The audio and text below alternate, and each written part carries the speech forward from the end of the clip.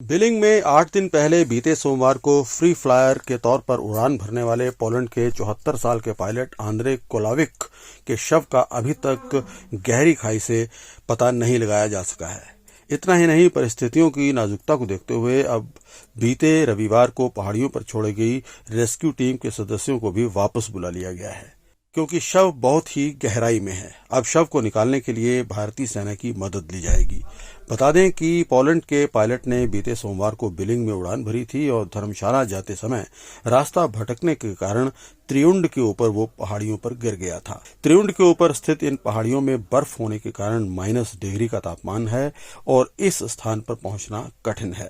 रविवार को बचाव दल के 2 युवकों को इस स्थान पर उतारा गया था और सोमवार को इन 2 युवकों को लिफ्ट कर लिया गया।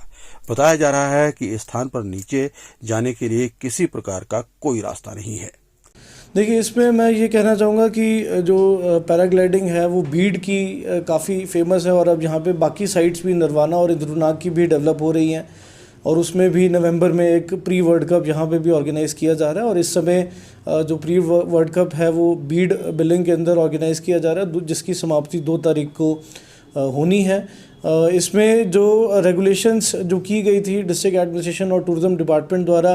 वो टैंडम फ़्लाइट्स के लिए उसको काफ़ी रेगुलेट किया गया था, जिसमें मार्शल्स को भी अपॉइंट किया गया था और एक सख्ती जो है उसके अंदर, चाहे वो इक्विपमेंट की सर्टिफिकेशन को लेकर हो, चाहे पायलट्स की सर्टिफिकेशन को लेकर हो, वो लास्ट ईयर उसके कुछ मेजर्स लिए गए थे।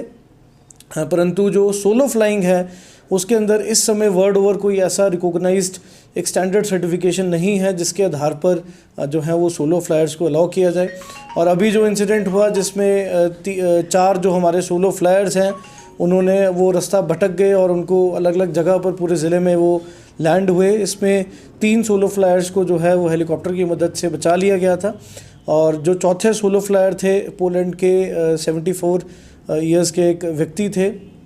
उनका भी जो बताया गया था लास्ट लोकेशन वो लगभग ये स्लेट गोदाम और इसके पीछे वाले जो हाई हिल्स हैं, और इसमें हेलीकॉप्टर रेकी द्वारा उनका जो ग्लाइडर है उसको बेसिकली ट्रेस आउट किया गया था, उसको आइडेंटिफाई किया गया था। और उसके बाद क्योंकि जो प्राइवेट हेलीकॉप्टर्स थे उन्होंने अपनी असमर्थता जताई थी वहाँ तक पहुँचने के लिए, तो एयरफोर्स से बात की गई थी और एयरफोर्स के 2 चीता हेलीकॉप्टर पिछले 3 दिन से जो हैं उनकी जो उस एरिया की रेकी कर रहे हैं। और हमने ऑन ग्राउंड टीम्स भी जो भेजी हैं। ये जो स्थित है, जो एरिया है जहाँ पर उनका जो बॉडी पाई गई है वो लगभग 3650 मीटर अबव मीन सी लेवल है और वो हाई क्लिफ पे उनकी बॉडी वहाँ पे पाई गई है। और वहाँ तक किसी हेलीकॉप्टर को पहुँचना या किसी ऑन फुट टीम को पहुँचना बहुत डिफ़िकल्ट है। हालांकि कल हमारी जो एक टीम है जिसमें 4 लोगों का दल था वो वहाँ पर पहुँच गए हैं और उन्होंने बॉडी को आइडेंटिफाई भी कर लिया है और वो उन्होंने बेस कैंप लगभग 150 मीटर जो हाइट पे उसके ऊपर बनाया है और आज जो है दोबारा वो लोग वहाँ पे गए हैं और उसको ट्राई कर रहे हैं कि बॉडी को एक्सट्रिकेट किया जा सके और वापस लाया जा सके। तो इस समय भी जो इवैक्यूएशन ऑपरेशन है वो चला हुआ है और हालांकि बहुत सारे लॉजिस्टिक इश्यूज़ हैं वहाँ पे, because it is a very high Cliff जहाँ पर बहुत स्टीप क्लिफ है जहाँ पर वो बॉडी पाई गई है। तो इस समय कुछ कह पाना मुश्किल है कि कब तक उस बॉडी को निकाल लिया जाएगा, परंतु जो प्रशासन और आर्मी और एयरफोर्स की टीम्स हैं उस चीज़ के अंदर लगी हुए हैं।